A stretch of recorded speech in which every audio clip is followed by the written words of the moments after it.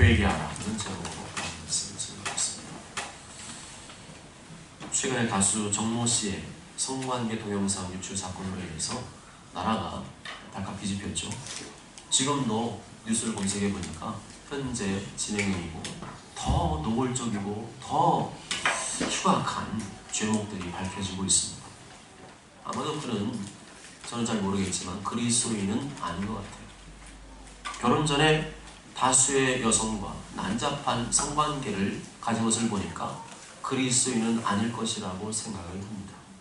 만일 그가 그리스도인이라 할지라도 회개하고 돌이키지 않는다면 그는 그리스도인이 아닐 것입니다. 그리스도인은 과거에 타락하고 잘못된 삶을 청산하고 새로운 삶을 살아갈 때 비로소 그리스도인인 것입니다. 그리스도인은 혼전 순결을 지키는 자입니다. 성적 순결을 지키는 자입니다. 그리스도는 결혼관계 이외에 그 어떤 성관계도 거부하는 자들이며 결혼관계 이외에 그 어떤 성관계도 간음죄라고 믿는 자들입니다. 요즘 어린 학생들이 이성 친구를 사귀는 일이 흔해졌습니다. 제가 어렸을 때만 해도 고등학교? 좀 빠른 애들은 중학교, 고등학교 정도 돼야 다른 여자 친구를 소개받아서 펜팔을 했어요. 펜팔. 편지를 보내서 한 2주 기다렸다가 편지로 좋아가지고 자랑하고 이렇게 좀 건전하게 그런 교제와 만남을 가졌던 것 같습니다. 근데 요즘에는 이 연령대가 확 낮아졌어요. 인터넷이나 스마트폰이나 또 시대 흐름 자체가 또 아이들이 성장 속도가 빠르거든요. 그러니까 이 문화가 초등학생 아이들에까지 내려왔습니다. 건전한 사귐은 필요합니다. 그렇지만 어린 학생들일수록 육체의 욕망을 절제하기는 어렵습니다. 이성 친구와 사귀더라도 항상 공개된 장소에서 가급적이면 부모님이 있는 집에서 같이 건전하게 아름다운 교제를 갖도록 하는 것이 중요합니다. 그렇지 않으면 이성 친구와의 사귐은 시한폭탄이 될 수 있습니다. 사탄의 표적이 될 수 있습니다. 단둘이 있는 장소를 피해야 됩니다. 이성 친구와의 사귐이나 부부의 결혼이란 근본적으로 성적이거나 육체적인 결합을 말하는 것이 아니라 영적이고 정신적인 결합을 말하는 것입니다. 영적이고 정신적인 사귐이 되지 않으면 시대의 풍조를 따라갈 수밖에 없어요. 그래서 육체의 그리고 사귐, 성적인 사귐으로 변질될 수 있습니다. 따라서 우리 그리스도인 부모님들은 수시로 자녀들에게 가르쳐줘야 됩니다. 나는 좀 민망해서 말 못하겠다. 민망해도 해야 됩니다. 우리 자녀가 이 시대가 얼마나 악한지를 아신다면 이제는 예전에는 중학교 때 말했다면 이제는 초등학교 때 말해줘야 됩니다. 아멘? 아멘. 애들요 다 알아요. 부모님만 모르지 다 알고 있어요. 스마트폰 켜면요, 유튜브 키면 온갖 게 다 볼 수 있어요. 그런데 우리 아이들은 모를 거라고요? 그게 사단의 속임수입니다. 다 지금 아이들이 알고 있어요. 초등학교 전도하다 보니까 1학년, 2학년짜리 여자인데 언니가 하는 말이 얘 야동 본대요. 1학년, 2학년짜리 뭐 한다고. 근데 유튜브 키면은요, 지가 재밌는 거 보다가 옆에 막 뜨는 거예요. 옆에 뜨는 거 타고 들어가면은 그런 것들을 보게 되고 얘네들은 아무런 죄의식도 없이 그냥 낄낄대고 보는 거예요. 이게 뭐야 하면서 낄낄대고 봅니다. 개념이 없습니다. 개념 없이 자라게 되면 나중에 이성 친구를 만났을 때 개념 없이 행동할 수 있습니다. 그게 무서운 거죠. 자녀들한테 부모님은 그 사명이 있어요. 자녀들을 거룩한 하나님의 자녀로 키워야 될 사명이 있는 줄 믿습니다. 그래서 말해줘야 됩니다. 분명히 말해줘야 됩니다. 믿음의 사람입니다. 그리고 믿음의 사람이 다 믿음 사람이냐? 그건 아니잖아요. 아시잖아요. 다 믿는다고 믿음 사람 잘하던가요? 그건 아니에요. 교회만 다니고 엉뚱한 애들 많습니다. 그래서 데리고 오라고 합니다. 데리고 와서 그 아이를 보고 대화해보고 믿음이 부족한 믿음을 심어주고 예수님을 만나게 해주고 그러면서 영적이고 또 정신적인 교감, 아름다운 교감이 이루어지도록 해주는 것이 너무나 중요합니다. 세상의 법이 아무리 바뀌어도 하나님 말씀은 바뀌지 않습니다. 우리는 세상의 법을 존중하지만 그리스도인에게서 가장 유일하고 참되고 절대적인 법은 성경 곧 하나님의 말씀 외에는 없는 줄 믿습니다. 지난주에 낙태는 죄가 아니라고 헌법재판소가 판결을 내렸습니다. 그런다고 죄가 아닌 것이 됩니까? 죄는 죄입니다. 하나님께서 죄라고 하면 죄는 죄입니다. 아멘. 성경이 죄라고 하면 죄는 죄입니다. 아멘. 죄는 인간이 정할 수 있는 권리가 없습니다. 아멘. 하나님께서 정하신 것, 그것만이 죄라고 할 수 있습니다. 아멘. 인간이 아무리 난리를 피우고 법과 권력을 휘둘러서 죄를 틀어 막아도 하나님께서 죄라고 하신 것은 불변하는 죄인 줄 믿습니다. 아멘. 그냥 손바닥으로 가리는 거죠. 태양이 있는데 태양이 없다고 손바닥으로 그냥 가리는 겁니다. 꽁새끼가 엉덩이를 하나 쳐박고 있으면서 머리만 딱 쳐박으면 자기는 다 숨은 걸로 생각하는 것처럼, 그렇다고 하나님이 모릅니까? 어리석은 겁니다. 우리는 그걸 보면서 심각하게도 생각하게 되겠지만 참 어리석구나. 하나님을 떠난 자들의 그 운명이 얼마나 비참할 것인지 참 답답하구나. 그렇게 생각을 해야 됩니다. 낙태죄 합헌에 찬송표를 던진 대법관들은 어린 태아의 생명을 죽이도록 허용하고 방조한 무서운 심판을 받게 될 것입니다. 출애굽기에 보면 모세가 태어날 때에 히브리 아이들은 다 죽이라고 했어요. 아이들 다 죽이라고 했습니다. 아이들 죽이는 거 살인죄입니다. 태아요, 숨쉬고 있어요? 숨쉬고 있습니다. 그냥 뭐 이 조직 세포라고 생각을 한다고요? 말도 안 되는 소리예요. 대법원에서 뭐라고 말했습니까? 첫 번째 뭐라고 했어요? 22주라고 그랬어요. 22주면 애가 몇 달이에요? 4, 5, 20이에요. 5개월. 손과 발이 다 있고 심지어 콩닥콩닥 뛰고요. 피가 돌고 있어요. 근데 그 애를 갖다 끄집어내서 낙태해도 살인죄 아니라고요? 누가 그래요? 말이 안 되는 겁니다. 지금 우리나라가 지금 엉뚱한 길로, 잘못된 길로 가고 있습니다. 인권이 너무 지금 하나님의 신권보다도 높아져 있어요. 우리는 정말 깨어있어야 됩니다. 아멘. 성경 우리에게 어떤 하나님을 말씀합니까? 거룩하신 하나님을 말씀합니다. 하나님은 죄를 미워하세요. 예수님은 나의 죄를 사하시기 위해서 모든 고난과 고통을 받으시고 십자가에서 피를 죽으셨습니다. 다른 이유가 아니라 나의 죄 때문이에요. 우리의 죄 때문입니다.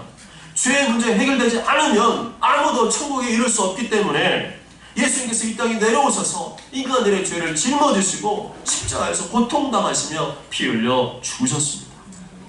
이제 예수님을 영접하는 성도들은 예수님을 주님으로 모셨잖아요. 내 마음대로 안 살겠다는 거예요. 나를 구원하시 영원한 청 주신 예수님, 예수님의 뜻대로 살겠습니다. 아멘. 세상의 유혹과 죄를 끊어버리고 하나님의 뜻을 구하고 하나님의 뜻을 이루며 살아가는 것이 우리의 보람이 되는 사람, 그 사람 바로 그리스도인들인 줄 믿습니다. 아멘. 그러기 위해서는요, 보고 듣는 게 중요합니다.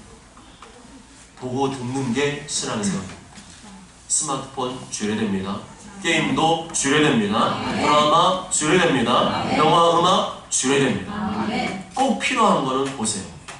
신앙적으로 손해가 되고 건전하고 유익한 것은 보십시오. 이거는 가족들이 같이 보면 좋겠다는 것들은 같이 보세요. 그리고 영화도 같이 골라서 보십시오. 일부러 영화 아이들 다 같이 건전하게 감동적으로 볼 수 있는 것들은 무엇일까? 그것을 찾아서 보십시오. 그런데 내 신앙에 손해가 되고 아무런 도움도 안 되는 건전하지 않은 것은 아예 보지도 마시고 듣지도 마시기 바랍니다. 아멘. 인간은 보고 듣는 것에 매우 큰 영향을 받기 때문이죠. 그리스도인의 표제는 거룩입니다. 그리스도인의 자랑은 거룩입니다.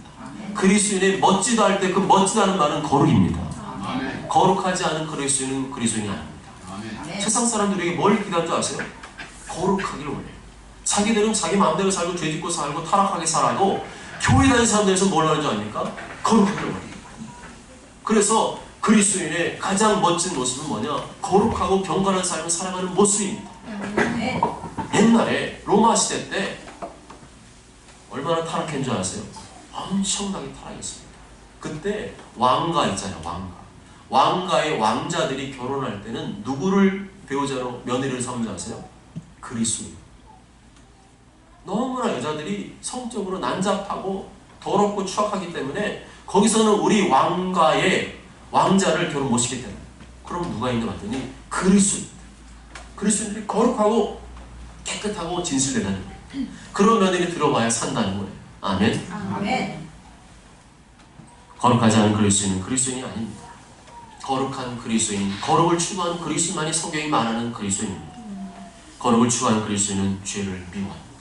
죄를 멀리합니다. 아멘. 자신의 연약함을 아는 자이기 때문에 자신의 연약함으로 인해서 순간순간 죄를 지었을 때 자신의 죄에 대해서 슬퍼하고 애통해하고 단호하게 죄를 끊어버리고 돌이키는 자가 그리스도인입니다.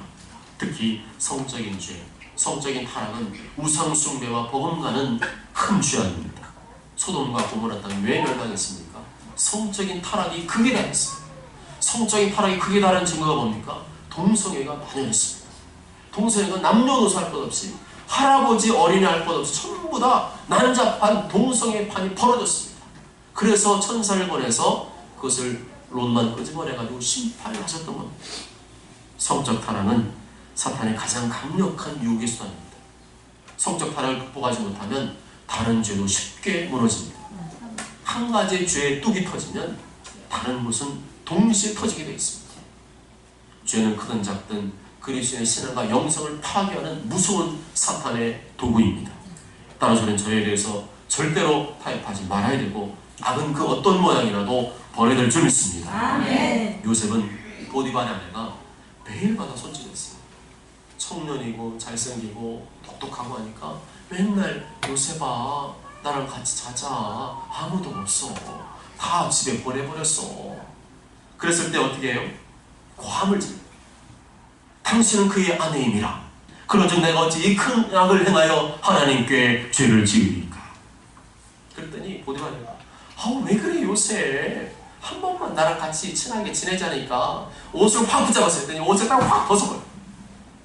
벗어버리시기 바랍니다. 다뤄야 돼요. 다뤄야 됩니다. 거룩을 말하는 자가 그리스도인이 아니라 거룩을 지키는 자가 그리스도인입니다.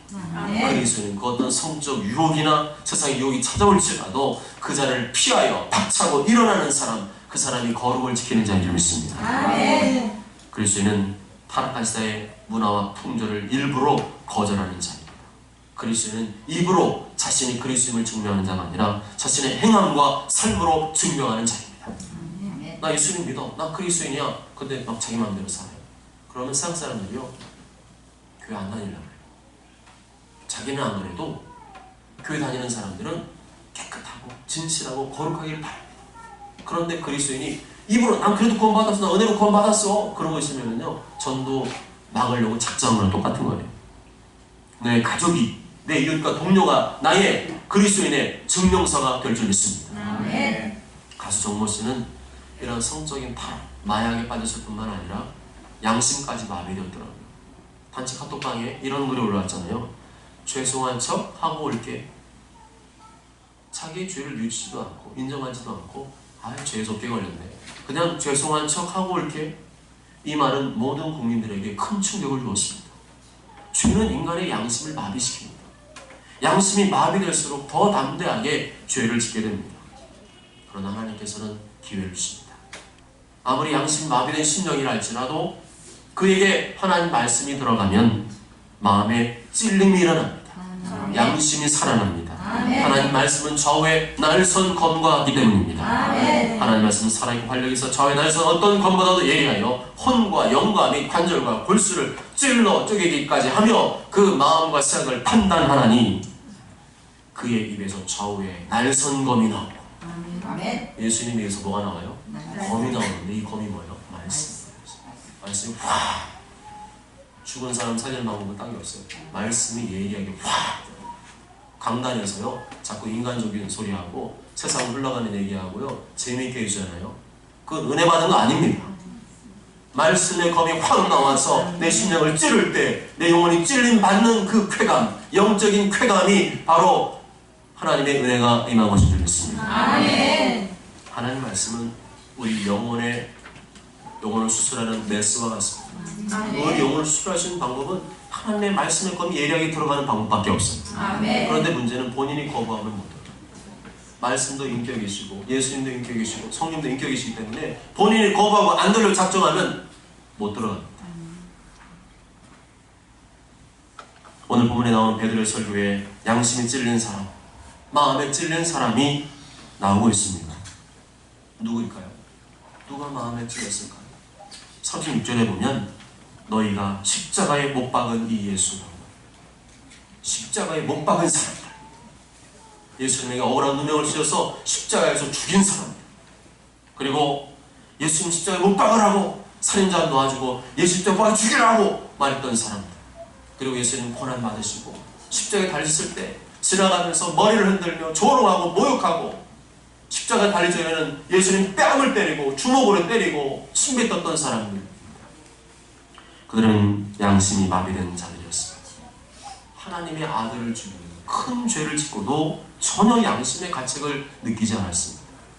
그런 그들에게 베드로가 성령으로 충만하여 담대히 말씀을 선포하자 그들의 마비된 양심이 작동되기 시작했습니다. 이르되 형제들아 우리가 어찌할꼬 하거늘. 베드로의 설교 말씀이 들어가는데 예리한 것처럼 확 그 마음 심령에 들어가니까 우리가 어찌할꼬. 회개하지 않고는 견딜 수 없었습니다. 돌이키지 않고는 견딜 수 없었습니다. 죽은 양심, 마비된 양심이 살아나기 시작한 것입니다. 베드로는 곧바로 담대히 선포합니다. 너희가 회개하여 너희가 회개하라. 베드로가 그들의 말을 듣고 제일 먼저 한 말은 뭐예요? 회개의 촉구였어요. 회개하지 않으면 예수님 믿을 수 없고 회개하지 않으면 구원받을 수 없다는 겁니다. 자신이 죄인임을 인정하고 자신이 그동안 지은 죄가 예수님을 다시금 손과 발에 못을 박는 그런 악한 행위임을 깨닫고 하나님께 자비와 용서를 구해야 됩니다. 그 고백이 진실이라면 여러 성도들 앞에서 자신의 신앙을 고백할 수 있어야 되겠죠. 숨긴다, 자꾸만 감춘다, 그거는 뭔가 잘못된 길 가고 있는 거예요. 그것이 맞다면, 그것이 확실하다면 많은 사람 앞에서 당당하게 고백하고 표현할 수 있어야 됩니다. 그리고 이제는 예수님을 나의 주님으로, 내 인생의 주인으로 모셨음을 고백할 수 있어야 됩니다. 이렇게 고백하는 교회 예식이 뭘까요? 세례입니다. 너희가 회개하여 각각 그 예수의 이름으로 세례를 받고, 세례는 온몸이 물에 잠기는 예식입니다. 지금은 교단마다 약식으로 물을 위에다가 살짝 찍거나 아니면 물을 이렇게 붓기도 하는데, 중요한 것은 자신의 신앙을 성도들 앞에서 공개적으로 고백하는 겁니다. 나는 십자가에서 예수님과 함께 죽었고 이제는 예수님과 함께 나는 사는 존재가 되었다. 나는 예수님에 살고 예수님에 죽을 것이라는 것을 고백하는 것이 세례 예수입니다. 유아 세례는 부모가 만 2세 아이의 자녀를 믿음으로 키우기로 결단하는 예식입니다. 아이가 믿음 고백 못하잖아요. 2살 전에 뭘 하겠어요. 그러니까 부모가 아브라함이 그러했듯이 아브라함이 이삭을 믿음으로 낳을 것을 기대했듯이 믿음으로 우리 자녀도 하나님의 자녀로 될 것을 믿고 또 하나님의 자녀로 키우겠다는 결단하는 그런 서약들이 바로 유아 세례입니다. 여하튼 세례는 예수님과의 연합, 예수님과의 하나됨을 말합니다. 그전에는 예수님과 섞일 수가 없었어요. 물과 기름이었습니다. 그렇지만 이제는 나의 죄악을 빼고 예수님을 마음속에 영접하여 하나가 되고 연합이 되는 그 예수가 바로 세례 예수입니다. 이러한 진실한 고백인 성도에게는 하나님께서 두 가지의 선물을 주십니다. 그것이 무엇일까요? 첫째는 죄 사함입니다.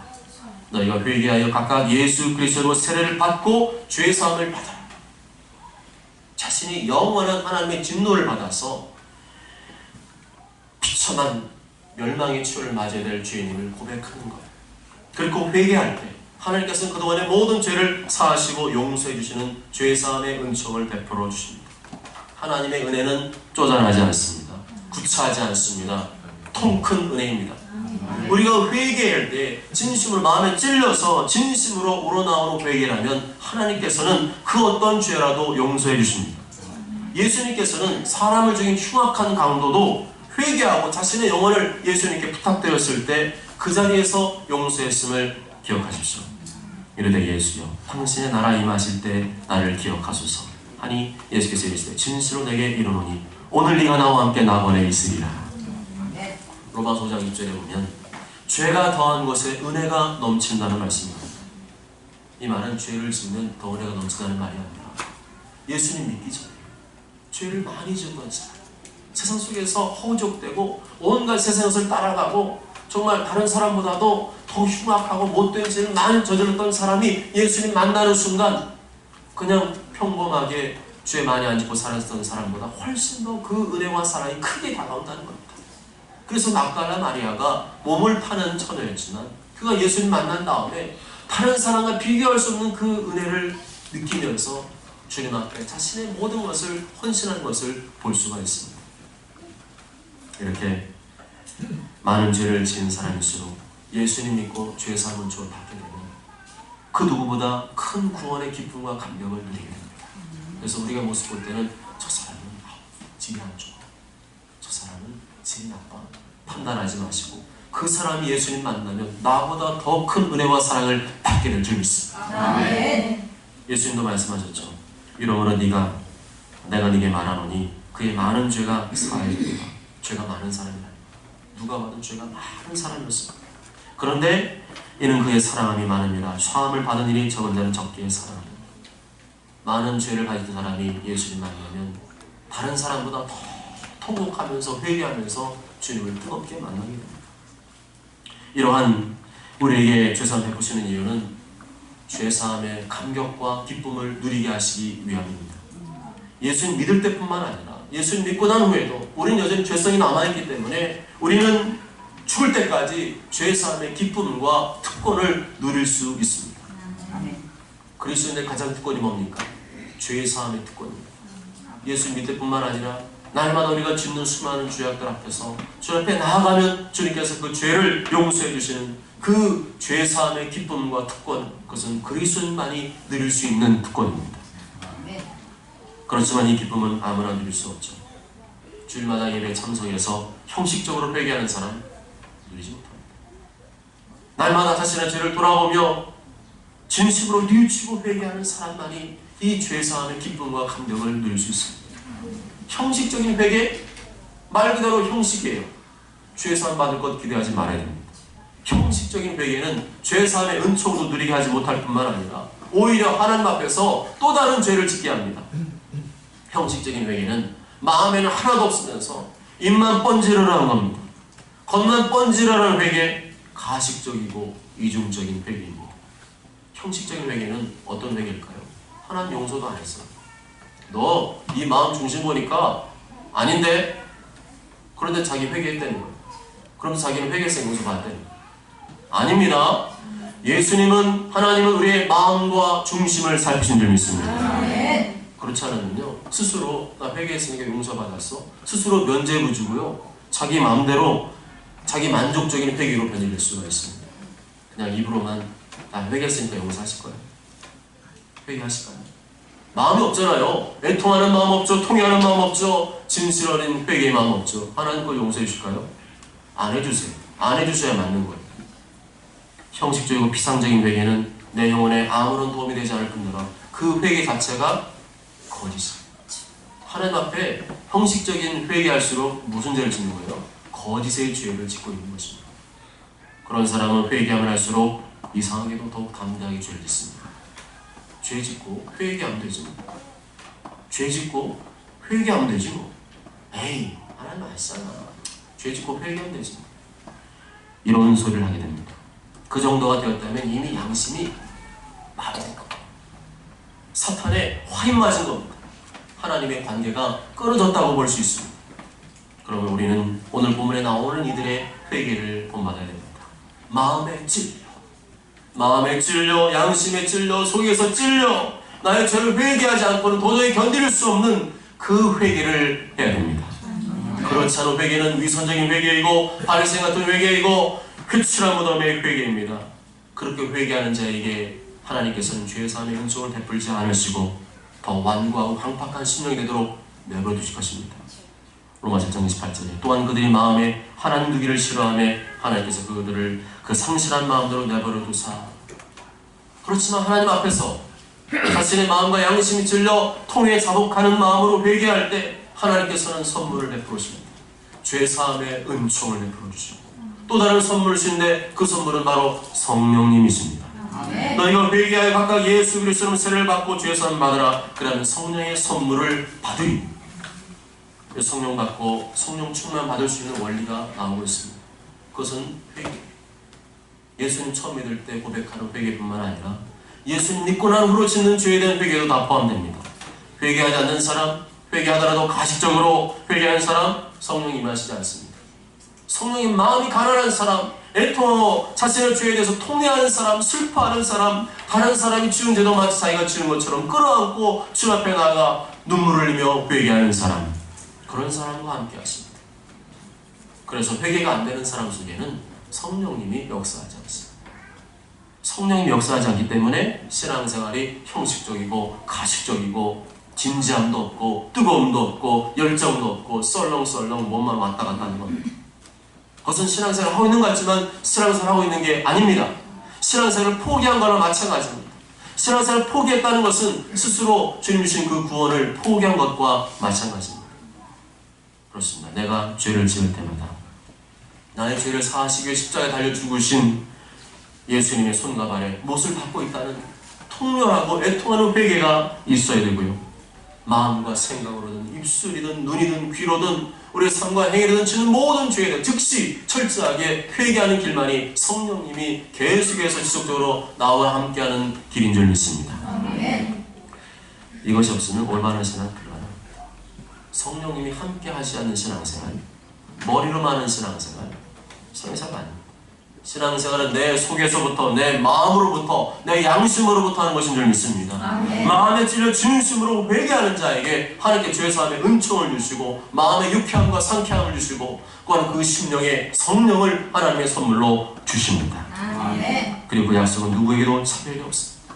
그 39절의 말씀이죠.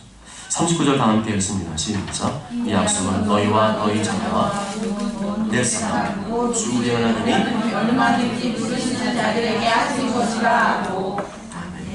베드로 설교를 듣고 마음에 찔린 사람들은 지금 어떤 상태였을까요? 베드로가 뭘 시키든지 다 하겠다는 그런 각오와 결단이 일어난 상태입니다. 내가 죽인 예수님이 사실은 하나님의 아들이었다고? 내가 미쳤구나. 내가 정신 나갔구나. 내가 엉뚱한 짓을 했구나.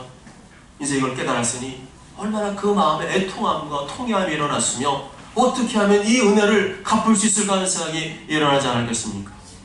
베드로는 이 타이밍을 놓치지 않습니다. 바로 즉각적으로 강력하게 확증하며 권면합니다. 예수님 믿는 길만이 구원의 길, 영생의 길이고 천가는 길임을 자신의 경험과 지식과 깨달은 것을 총동원해서 강력하게 폭격하듯이 퍼부었습니다. 결론은 이것이죠. 40절에 이 패역한 세대에서 구원을 받아라. 이 패역한 세대. 이 말은 우리말 성에 보면 이 사악한 세대라. 영어로는 타락하다, 삐뚤어졌다, 못됐다, 폐륜이다, 그런 뜻이 담겨 있습니다. 누가 패역한 세대입니까? 누가 사악한 세대입니까? 누가 타락한 세대입니까? 나의 죄를 위해 이 땅에 오신 예수님을 거부하는 사람들이 패역한 세대이고 타락한 세대입니다. 예수님을 공자 석가모니 정도로 올려놓고 생각하는 사람, 그 사람이 바로 패역한 세대입니다. 여러분, 평상시에는 식사 준비를 제대로 안 하던 엄마가 어느 날 심혈을 기울여서 정성을 다해서 국과 반찬을 준비했습니다. 그런데 자식이 입맛 없다고, 과자 먹어서 배부르다고 안 먹는다고 상상해 보십시오. 화가 날까요, 날까요? 화나죠. 그런데 게다가 분위기 파악 못하는 남편이 숟가락으로 국물을 한번 떠먹더니 맛이 왜 이래? 그러면 어떻게 될까요? 열 받을까요, 안 받을까요? 받죠. 이건 불난 집에 기름을 확 먹지 마! 내가 다 먹을 거야. 이렇게 아내의 정성, 엄마의 정성을 거부하는 남편 자체를 갈 때 누구라고요? 패역한 세대. 왜요? 정성을 다했잖아요. 온 힘을 다 기울였잖아요. 거기 돈도 많이 들어갔어요. 우리나라 10만원짜리 장볼 같은 독일은 3만원 벌 수 있다는 거예요. 하물며 하나님께서 심혈을 기울여서 정성을 다해서 온갖 정성을 들여서 하나밖에 없는 하나님의 아들을 이 땅에 보내시고 그분을 통해서 인간의 죄를 해결하시기 위해서 십자가에 달려 피를 죽게 하시고 다시 3일 만에 부활시키셨는데 이걸 안 믿겠다. 그런 사람도 어떤 사람들이라는 거예요? 패역한 세대, 사악한 세대, 타락한 세대라는 겁니다. 그 예수님 거부하고 살면 어떻게 된다는 겁니까? 망한다는 거예요. 영원히 멸망당하고 하나님 무서운 진노와 심판을 받게 된다는 겁니다. 요한 3장 18절에 그를 믿는 자는 심판을 받지 아니하는 것이요 믿지 아니하는 자는 하나님의 독생자 이름을 믿지 아니함으로 벌써 심판을 받은 것입니다. 이 폐역한 세대에서 구원받을 수 있는 유일한 길은 한 가지밖에 없습니다. 너희가 회개하여 각각 예수 그리스도의 세례를 받고 죄사함을 받으라. 아멘. 아멘. 너희가 회개하고 각각 예수 그리스도의 세례를 받고 죄사함을 받으라. 아멘. 하나님의 아들을 무시하고 거부하고 또 다른 방법은 있을 수 없다는 겁니다. 인간들이 머리를 맞대고 쥐어짜도 하나님의 아들 예수님 외에는 구원받을 길이, 구원의 대책이 전혀 나오지 않는다는 것입니다. 예수님 얼마나 소중합니까? 이 예수님 얼마나 소중해요? 이 소중한 예수님 우리가 어떻게 대우해드려야 됩니까? 최고로 모실 줄 믿습니다. 아멘. 최고로 섬길 줄 믿습니다. 아멘. 예배도 최고로 드리고 기도도 최고로 드리고 아멘. 헌금도 최고로 드리고 아멘. 봉사도 전도도 선교도 그대로 최고로 드리시기 바랍니다. 아멘. 그게 정상 아니에요? 그 정상 아니에요? 아멘. 소중한데 함부로 돼요. 소중한데 막 가볍게 돼요. 소중한데 쓰다 남은 거 주님 앞에 드려요. 말이 됩니까? 소중한 생각 안 하는 거죠. 날 보내셨는데 뭐가 아까워요? 날 보내셨는데 어떻게 아까울 수가 있어요? 말이 안 됩니다. 있을 수 없는 일이에요. 구원의 은혜를 생각하면 더 드리고 싶어지고 더 헌신하고 싶어집니다. 심지어는 내 목숨까지 드리고 싶어집니다. 아멘. 예수님 그걸 말씀하시잖아요. 마음 8장 35절에 누구든지 자기 목숨을 구원하고자 하면 잃을 것이요 누구든지 나와 복음을 위하여 자기 목숨을 잃으면 구원하리라. 누가복음 14장 26절에 자기 부모와 처자와 형제와 자매와 더욱이 자기 목숨까지 미워하지 아니하면 능히 내 제자가 되지 못한다. 자녀가 어렸을 적에는 고사리 손으로 어버이날 되면 종이 카네이션 만들었잖아요. 받아보셨나요? 그때 그 감격이 어때요? 감동이죠. 1학년짜리, 2학년짜리가 학교에서 엄마, 아빠 어버이날 맞이해서 고사리 손으로 꼬깃꼬깃 적었어요. 이쁘지도 않고 글자도 삐뚤빼뚤 맞춤법도 틀리고 그런데 그걸 딱 받아보는 엄마, 아빠의 마음은 감격이에요. 너무 기쁩니다. 그런데 자식이 컸어요. 자식 커서 돈을 벌어요. 그런데 어머니인데 종이 카네이션 적어가지고 이 자식이 부모를 어떻게 생각하는 거예요? 예수님 믿은 지 얼마 안 되는 초신자의 작은 헌신은 많은 사람을 감동시킵니다. 그런데 초신자도 아니고 주를 위해 살겠다는 사람이 신앙생활 나름대로 오래 했다는 사람이 최저로 예배드리고 최저로 기도하고 최저로 헌금 드리고 최저로 봉사하며 산다면 그 사람이 구원받은 사람입니까? 불가능해요. 구원은 말이 아니라 삶과 행위로 증명되는 줄 믿습니다. 아멘. 여기 인본주의 들어가고 마귀의 생각 들어가면 교회가 뭘 자꾸 요구한다고 그런 생각하는 거예요. 아니에요. 은혜가 식어진 겁니다. 사랑이 식어졌어요. 아멘. 은혜가 넘치는데 그런 말 나오겠어요? 예수님 사랑에 그런 말 나오겠어요? 못 나옵니다. 십자가 은혜 앞에서는 아무것도 아깝지 않습니다. 폐역한 세대에서 건져주신 그 은혜가 얼마나 귀하고 소중한데 어떻게 그런 생각이 나옵니까? 어떻게 폐역한 생각으로 돌아갈 수 있습니까? 그런 생각을 죽이시기 바랍니다. 아멘. 그런 생각을 죽이시기 바랍니다. 아멘. 마귀의 생각이에요. 한 번 구원받으면 그만이 아니라 끝까지 그 마음을 잘 유지하고 관리하는 사람이 부활의 아침을 맞이하게 된 줄 믿습니다. 아멘. 일관성이 있어야죠. 아멘. 믿음이 오락가락하면 그게 믿음이 맞는 거예요? 믿음이 더 좋아져야 되는 거 아닙니까? 아멘. 처음 예수 믿을 때보다 더 주님을 사랑하고 더 뜨거워지고 나중에는 죽기 전 되면 생명까지 바칠 수 있는 믿음이 돼야 이게 진짜 믿음 아닙니까? 아멘. 이 폐역한 세에서 건져주신 예수님의 은혜와 사랑을 소중히 간직하는 자가 부활의 아침을 맞이하게 된 줄 믿습니다. 아멘. 이 베드로의 강력한 도전 앞에 그날 예수님 믿고 세례받은 사람이 몇 명이었어요? 몇 명이었어요? 3,000명. 몇 명이라고요? 3,000명. 3,000명. 그날 그 말을 받은 사람들은 세례를 받으며 이날의 신도 유수가 3,000이나 더하더라. 베드로의 불같은 설교 앞에 3,000명이 회개하고 세례를 받게 되었습니다. 어떻게 이런 일이 가능할 수 있을까요? 베드로의 능력이 아니라 사람의 능력이 아니라 성령의 능력인 줄 믿습니다. 아멘. 성령의 능력이 강력하게 맞아 강팍한 마음을 녹이고 얼어붙은 마음을 녹이고 단번에 3,000명이 예수님 믿고 회개하게 되었습니다. 아멘. 이 김목사 불같은 설교를 통해 단번에 3,000명 회개시킬 수 있도록 기도하시기 바랍니다. 아멘. 제가 한 번의 설교로 3,000명이 회개 못 시키면 누구 책임인 거예요? 여러분이 기도하는 책임이 좀 있습니다. 사랑하는 여러분, 하나님은 사람이 회개하기를 원하십니다. 저기서 기도하는 분 회개하셔야 돼요. 3,000명 회개시킬 수 있는데 기도 안 했어요. 못하는 거잖아요. 회개해야 구원받기 때문입니다. 회개해야 사람 되기 때문입니다. 회개해야 은혜를 베풀어 주시기 때문입니다. 회개해야 성령님이 임하시기 때문입니다. 우리는 예수님 이름 구원받았지만 여전히 세계 죄성이 남아있기 때문에 죄를 짓고 싶지 않아도 죄를 지을 수밖에 없는 연약한 죄인들입니다.